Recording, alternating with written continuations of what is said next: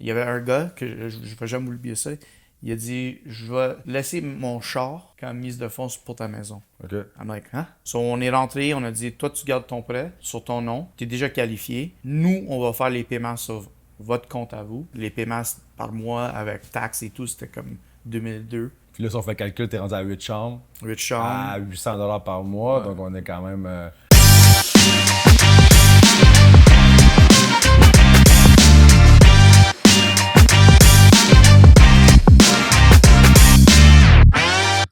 Bonjour tout le monde, bienvenue dans la game du courtage. Cette semaine, on a un invité spécial. Non, pas vraiment spécial en fait. Mais ça C'est un dépend du habitué. Oui, c'est un habitué.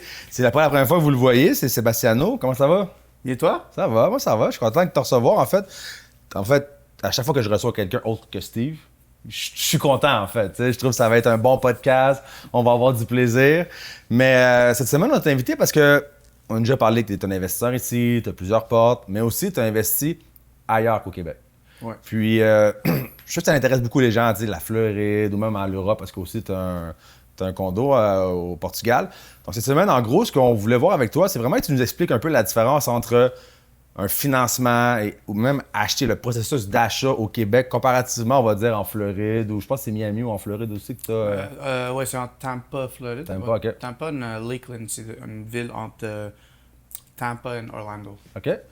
Donc, explique-nous un peu, est-ce que, mettons, le processus a-t-il été compliqué? Est-ce qu'on doit payer comptant? Tu sais, souvent, les gens, quand ils me disent ça, ils pensent que pour acheter un condo Airbnb, on va dire, ou une maison que tu peux faire du Airbnb, on doit, en tant que Québécois, Canadien, on doit payer comptant. Est-ce que c'est le cas ou on peut se faire financer? Explique-nous un peu là, le processus d'achat, en fait, là, pour un condo en Floride. Alors, il y a plusieurs façons d'acheter des maisons ou on va dire des petits plex en Floride, spécialement en Floride, parce que d'un, il y a déjà des jardins TD, C'est vrai. beaucoup de banques, on va dire Canada ou au Québec, qui sont déjà ouverts pour on va say what are the snowbirds that go down to Florida. So there's a lot of those type of banks. Mais tu peux aussi avoir du financement côté américain, mais c'est un peu compliqué parce que c'est comme du financement commercial ici, OK? mais pour des maisons, si tu vas faire du location. Du Airbnb, mettons. Du Airbnb ou du location à long terme, OK. comme avec un locataire pour l'année. You know? OK. So, ça s'appelle un DSCR ratio loan. So, c'est vraiment basé sur la dette de la maison. Est-ce que les loyers couvrent la dette à un ratio de 1,3? Qu'est-ce que ça veut dire? Ah, pas trop. On va faire des chiffrons à 100 000 de revenus ou 100 000 de dette que vous payez pour l'année. Vous devrez avoir 130 000 de revenus qui couvrent la dette. Donc, 30 de plus. 30% de plus, exactement. Et les ratios, ça change dépendant des banques. Parce qu'aux États-Unis, c'est pas comme ici. On a des banques. Moi, je suis Canadien. Ben, on va dire, eux, il y a des banques plus local ou des banques qui travaillent toutes aux États-Unis. So, dépendant des relations, tu peux avoir des taux un peu plus préférentiels. So, c'est vraiment ta relation avec la banque et quelle banque que tu utilises parce que tu peux aussi peut-être changer les ratios au lieu de 1,3, tu peux peut-être le diminuer à 1,1. Mais il faut que tu montres que tu es vraiment solide financièrement ou tu as vraiment des bonnes locations qui vont venir. Alors, ça dépend vraiment, comme tu as dit. Et moi, j'ai fait quelque chose un peu plus créatif, on va dire. Mais ça, c'est peut-être pour une autre journée parce que ça devient assez compliqué. Pour les chiffres. Pour les chiffres et tout. Mais tu peux vraiment avoir du financement des banques canadiennes ou des banques américaines, mais tu ne peux pas qualifier parce que tu n'as pas de crédit. Tu ne peux pas qualifier pour un prêt personnel. OK. Alors, c'est vraiment sur la maison ou l'immeuble. Et par exemple, il y a aussi RBC que tu peux avoir Cross Borders. OK. So, RBC, ils vont te financer sur un maximum de 4 logements ou 4 appartements. Mais tu peux acheter avec la banque ici, ils vont te financer côté américain. OK. Est-ce que tu dirais que parce que, tu sais, moi, de l'extérieur, tu sais, oui, je vais un peu en Floride. Oui, mon but, c'est peut-être d'acheter quoi prochainement. Mais quand je regarde ça, on dirait que pour moi, le système bancaire au Canada est beaucoup plus structuré qu'aux États-Unis. Est-ce que toi, tu vois ça de la même manière ou, vu que tu as vécu le processus, tu peux quand même dire que le système bancaire, tout ce qui est, ce qui est prêt, est quand même bien structuré aux États-Unis? C'est différent. Je vais dire structuré plus comme côté pour nous protéger ici au Canada. C'est vraiment basé avec le gouvernement. Ici au Canada, aux États-Unis, presque tous les banques sont privées. So, tu peux vraiment travailler avec quelqu'un local qui a plein d'argent, qui a ouvert une banque, qu'ils vont te prêter. And j'ai vu des exemples que, au lieu de travailler avec, let's say, American Bank, I'll go work with a local Florida bank and I want a loan with them, and they're going to say no problem, but the interest rate's 6% instead of 5% at American Bank. And if you send them like 50,000 in the account, and they're like, oh, on peut diminuer le taux. I'm like, OK. So c'est vraiment un peu le Wild West, on va dire. And je trouve que c'est intéressant parce que pour nous, on n'a vraiment pas de je veux pas dire pouvoir, mais De l'attitude, en fait. pas d'attitude et t'as pas vraiment de négociation avec les banques. C'est vraiment, tu vas à BMO, tu vas à RBC, ils sont presque tous les mêmes taux, ils offrent presque tous les mêmes produits. Alors, côté américain, c'est drôle parce que tu peux vraiment, avec la relation ou avec le temps, tu peux vraiment construire quelque chose de beau, mais tu es ouvert avec plus de risques que, comme on entend bien, il y a des banques qui ferment, faillite, whatever. So, tu n'es pas protégé ici. Au Canada, tu es vraiment protégé. Aux États-Unis, tu peux tout perdre. Ouais. Puis, admettons, par rapport à toi, tu me disais que c'est une maison que je pense que tu as à Tampa. Ouais, so, j'ai acheté 2 maisons, mais j'en ai 3. Okay. 2 en Floride et un à Iowa. Ça, c'était mon premier deal que j'ai acheté avec un wholesaler. C'était quelqu'un qui m'a apporté un deal que je voulais commencer à comprendre. So, je l'ai acheté de lui, mais il m'a fait comprendre un peu l'infrastructure des États-Unis, comment faire le financement et tout ces affaires là même. Même pour lui, ça a changé son avis parce qu'il travaillait avec un Canadien pour la première fois. So, tu lui montrais d'autres visions aussi, on montrait d'autres affaires. Il montrait aussi d'autres peut-être connaissances qu'on peut amener d'autres investisseurs cross-borders. So, c'était un bon mix. Après ça, j'ai acheté 2 en Tampa, un en Tampa, l'autre à Lakeland, mais ceux-là, j'ai loué par chambre. OK. So, explique-nous un petit peu juste pourquoi les gens comprennent bien. Je parle d'une maison. Je vais te donner mon exemple concret de Tampa. J'ai acheté une maison de 4 chambres. Je l'ai changé en... J'ai tout enlevé les espaces communs. Il n'y a pas de salon, pas de salle de manger. Pas de salon, pas de salle à manger. J'ai changé en chambre. J'ai construit des murs. Le monde, il mange où? C'est une entreprise qui s'appelle Pad Split. And here too, c'est sûr que tu as vu des duplex qui sont changés en 8 chambres ou 10 chambres. Ouais, qui se louent en chambre. Qui se louent en chambre. Ouais. Pour la banque, ils n'aiment pas ça. C'est très dur. J'allais justement dire, c'est super difficile d'en financer parce que quand on va voir ça comme sur la fiche en triste, les revenus vont être excellents. Oui. Parce que justement, tu loues par chambre. Et quand tu arrives à l'institution bancaire, ils n'aiment vraiment pas ça, l'instabilité que ça peut amener. Donc, oui, le revenu il est excellent, mais côté financement, des fois, il faut mettre plus que 50%, même si les revenus sont vraiment bien par rapport au prix que tu peux l'acheter. Ouais. Et les revenus par chambre, alors tu peux tout en louer plus cher, le pied carré. Si tu diminues ton pied carré à chaque fois, tu vas tout en louer plus cher. Sûr certain à Montréal parce que c'est une ville en croissance à chaque fois. Right? So it's nice to see. Like, il y a une entreprise qui a fait parce que la gestion est plus difficile avec des chambres parce qu'il y a des salles communes, les salles de bain sont communes, la cuisine est commune, c'est un peu une garderie, on va dire. Tu as plus de locataires, on va dire. Locataires, tout dans les mêmes. Picture, tu vas au cégep, c'est les corridors. C'est un peu le bordel. C'est un peu plus de gestion, mais aux États-Unis, ils ont ouvert un programme. Pas un programme, c'est vraiment une entreprise que c'est faite pour des locations à chambre. Okay. Et c'est comme du Airbnb, mais c'est une plateforme que tu peux louer une chambre. Et c'est fait pour le monde qui habite dans des villes comme Montréal ou Tampa, que c'est un peu cher pour avoir ton propre appartement. Et tu es tout seul, et tu fais peut-être un salaire bas de 30 000 à 40 000. Et il faut travailler in the city center, et c'est cher pour louer Aux États-Unis, c'est même plus cher parce que ici, on n'a pas de dépôt, mais aux États-Unis, quand tu loues premier du mois, pour le premier mois, c'est dépôt d'1 mois, first and last rent. C'est 3 mois que tu payes d'avance. Fait que si vous avez un loyer, mettons, de 1 500, c'est 4 500 que vous devez avoir comptant pour le donner directement au propriétaire pour pouvoir avoir accès. Il n'y a pas beaucoup de monde qui ont 4 500 de prêt à juste mettre, et après ça, tu oublies le 3 000 pendant le temps que tu es là. Parce que si tu restes 2 ans, c'est là. Ouais. It stays there, right? So, ils ont ouvert, la plateforme, ça s'appelle PadSplit. C'est fait pour location de chambres. So, c'est comme si tu mets ta maison avec toutes tes chambres sur la plateforme. Il y a le monde qui rentre. Et eux, ils ont le droit de louer tes chambres. Ok. Mais c'est juste avec la plateforme PadSplit. Eux, c'est comme gestionnaire. Eux, ils trouvent les gens qui veulent louer par chambre. Ils font enquête de crédit, des checks de criminal checks et all that stuff. Et après ça, ils laissent rentrer dans la plateforme pour louer une chambre et tu loues à minimum 33 mois. Mais on va dire 30 jours à 3 mois et tu peux rester des années si tu veux, mais tu as le droit à ces flexibilités de.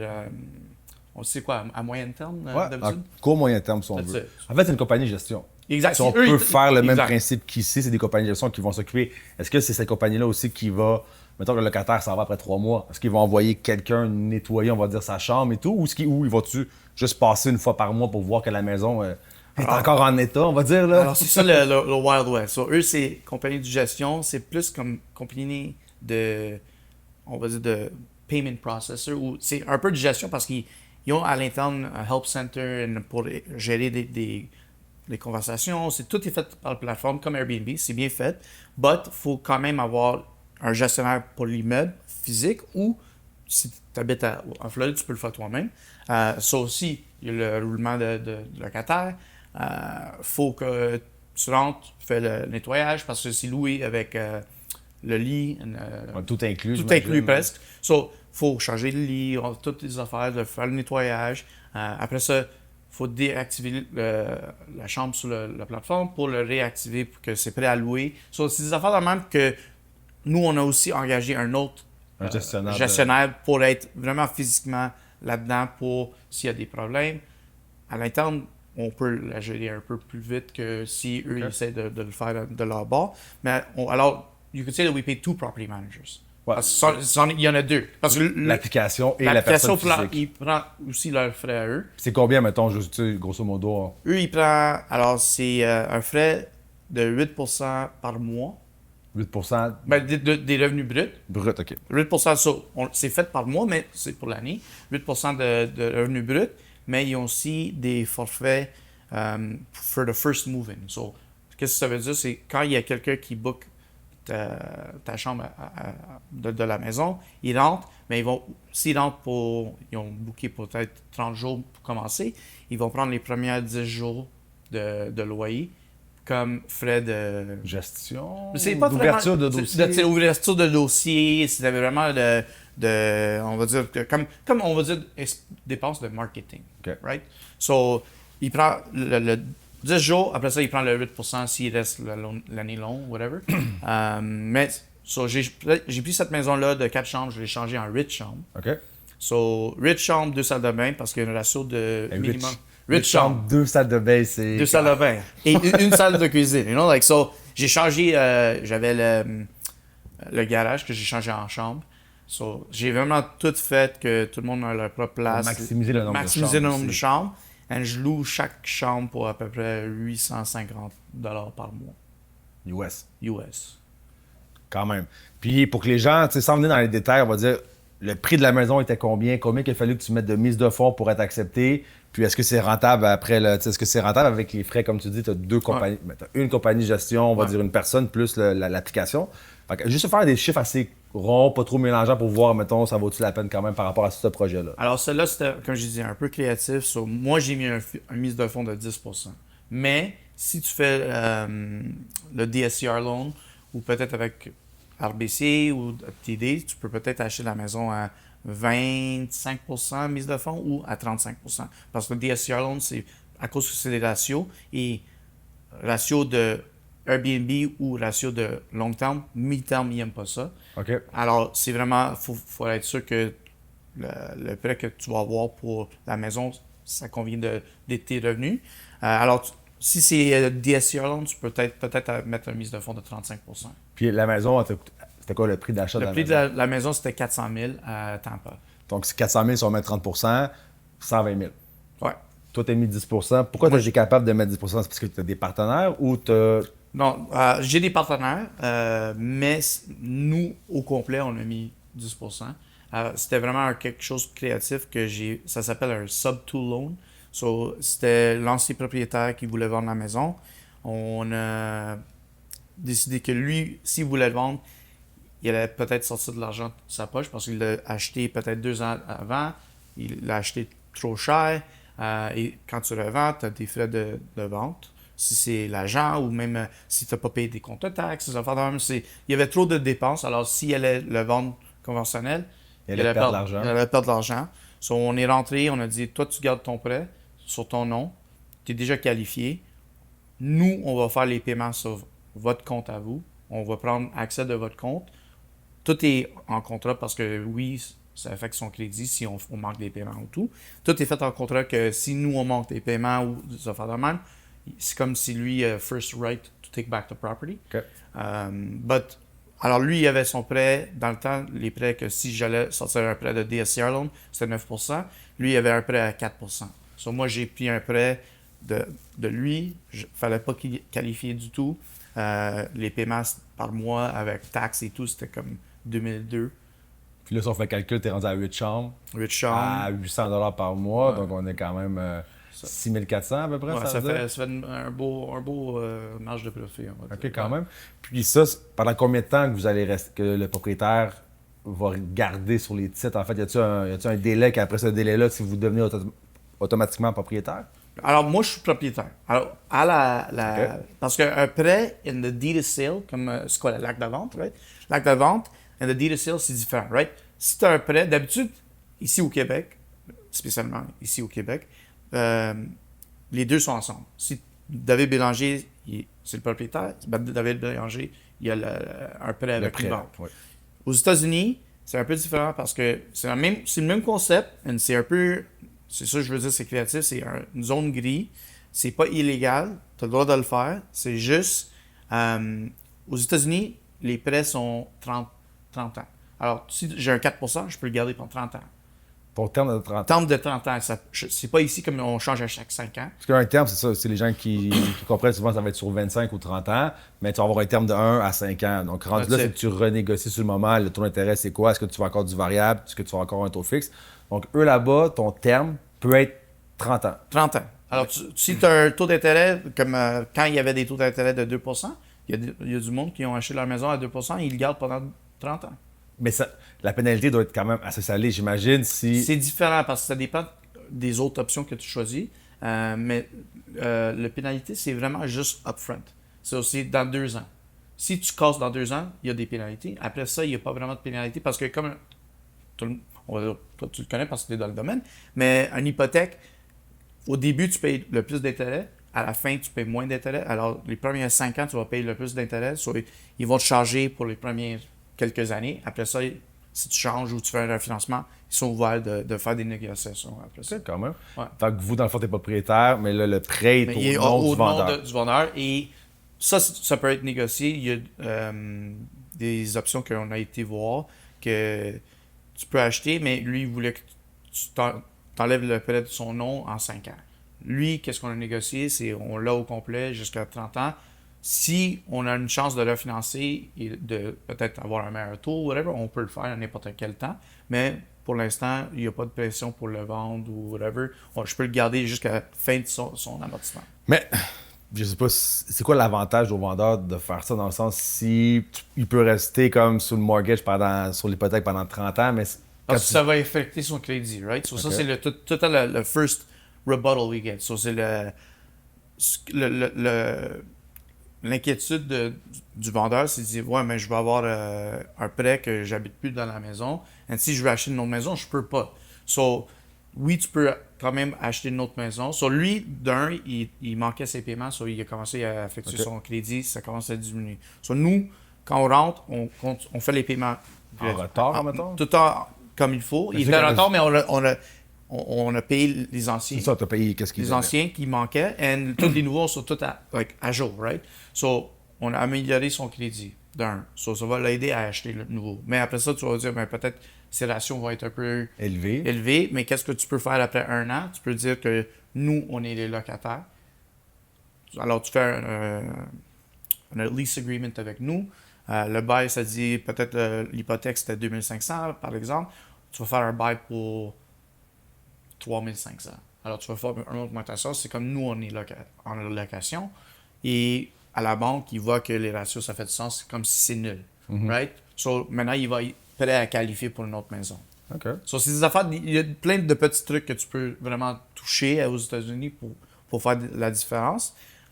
So, c'est ça qu'on l'a fait. On l'a aidé à payer L'arriérage qu'il y avait. that's par it, rapport à son l'arriérage, hypothèque. aider son crédit, pas perdre de l'argent. Il allait perdre peut-être 30 à 40 000 parce que frais d'agent, toutes les taxes qu'il fallait payer et tout. So, il n'a pas perdu d'argent. Il est même sorti avec peut-être 5 000 dans ses poches. Lui était content, nous étions contents. Tout va bien pour l'instant. Puis Adriano, est-ce que tu as une petite question par rapport à ce qu'on vient de discuter qui t'est venu en tête par rapport au processus peut-être de son achat à lui à Tampa en fait? How I would say like how did you come about this strategy of Room rentals or finding these creative opportunities? like a creative financing part? I feel like is So, creative financing is something que j'ai commencé ici. Acheter les plex, comme tu sais, t'es présentement côté commercial, tu le vois, c'est différent du côté résidentiel parce que c'est plus un différent mindset. C'est vraiment soit gagnant-gagnant des deux bords. Pas pour que le résidentiel, c'est pas gagnant-gagnant, mais c'est juste tu as d'autres options que tu peux faire comme balance de vente.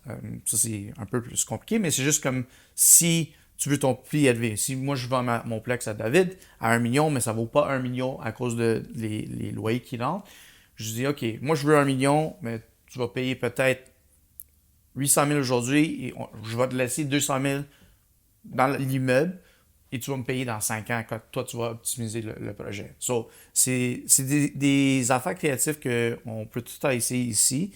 Et côté aux États-Unis, ils sont vraiment like, forward thinking pour vraiment faire le plus d'argent possible. So, ils pensent vraiment comment faire du bargaining. So, j'ai été à un des réseautages pour faire juste le réseautage de real estate. Il y avait un gars que je ne vais jamais oublier ça. Il a dit je vais laisser mon char comme mise de fonds pour ta maison. So, c'était un vieux char classique qui vaut 25 000. Et c'est like, je vais mettre en contrat que mon char, il va être la mise de fonds pour ta maison. OK. I'm like, hein? Il dit, ouais, il y a une valeur. So, on va mettre en contrat que ma mise de fonds, c'est le char. Alors, le gars, il a vendu sa maison, il a pris le char comme mise de fonds. Et lui, il a reçu la maison. OK. C'est des affaires vraiment que vraiment, c'est vraiment like bargaining. C'est comme dans les anciens, toi, tu des pommes, moi, j'ai une vache, on va faire des. On fait du troc en fait quasiment. Là. C'était vraiment like, quelque chose que je dis, wow, ça, j'ai jamais vu ça. Like, Mais ici, je pense pas vraiment. Je dis je pense pas vraiment que ça pourrait. Puis juste pour faire un petit pour que les gens comprennent bien, c'est que quand on fait un prêt qui est résidentiel pour ta propriété, c'est vraiment beaucoup tes ratios à toi qui vont faire en sorte. Exact. Et ta mise de fonds aussi qui Exact. vont faire en sorte si la banque va te prêter. Quand on tombe dans des prêts qui sont commerciaux, donc on va, prêts commerciaux, en fait, si on prend, on va dire un 12 logements, oui, le propriétaire, l'acheteur, la banque va quand même regarder tes ratios et tout, mais ils vont vraiment beaucoup plus se fier sur combien que l'immeuble rapporte, puis à combien va être ton hypothèque. Donc, c'est ça quand tu parles, mettons, un peu résidentiel puis commercial, c'est vraiment différent. Ça reste ces deux types de prêts pour une propriété, un immeuble au Québec, mais comment qu'on se fait qualifier est très différent, ouais. mettons. Ben, comme tu as dit, c'est vraiment la qualification résidentielle juste à 1 à 4, même 6 logements dépendants de la banque ou 8 logements des jardins. C'est qualifié sur tes propres revenus. Un peu les revenus de l'immeuble, mais c'est plus sur toi, tu es capable de payer au cas où il y a quelque chose qui va mal. Mais côté commercial, 6 et plus, 8 et plus, c'est vraiment l'immeuble de tant que tel. Si les ratios font du sens, est-ce que l'immeuble, c'est de le voir comme une business. Les revenus qui rentrent, est-ce que ça paye la dette? And that's how they look at it. Oui, comme tu as dit, ils vont te regarder toi-même que tu vas Ton profil comme acheteur ton profil, aussi. que comme tu vas pas juste prendre l'argent et courir après, mais ils veulent voir que l'immeuble vraiment travaille tout seul. OK. Puis quand même, c'est sûr, on sait quand même, comme tu as dit un peu, Adriano, c'est beaucoup d'informations au début, mais si je te demandais, t'as-tu préféré le processus d'achat aux États-Unis ou le processus d'achat au Québec, Canada? Lequel tu choisirais? That's a good question. Like, and même, like, parce que j'ai fait des affaires créatives, oui, c'est un peu plus compliqué, peut-être ça a changé mon avis un peu, But, je vais dire peut-être au Canada parce que je pense que c'est un peu plus simple. La majorité des transactions sont bien simples. C'est vraiment comme le contrat, c'est telle affaire. Tu fais ton visite de lieu, inspection, tu fais ton financement, et tu signes au notaire. Et d'habitude, comme tu as dit, le notaire, il devrait faire ses due diligence, voir que tout Que était l'immeuble payé. n'a plus de dette. Plus de dette, et on peut faire le transfert sans whatever. Mais aux États-Unis, on a vu plein de fautes. Et c'est aussi différent parce que moi, je Il suis n'y a pas de Canadien. notaire, je pense, aux États-Unis. C'est des avocats. Ça s'appelle, ou- c'est des avocats ou title companies. Title company, c'est vraiment juste comme le titre qui change, right? Et ça dépend de state à state. So, Floride, Ça aussi, c'est. Iowa, vraiment différent. So, tu peux voir like night and day. New York compared to the States, like, compared to Florida, you're going to see very different transactions. So, I'll say for me, it was definitely more appealing to do it here in Canada, just because je suis citoyen, c'est plus facile.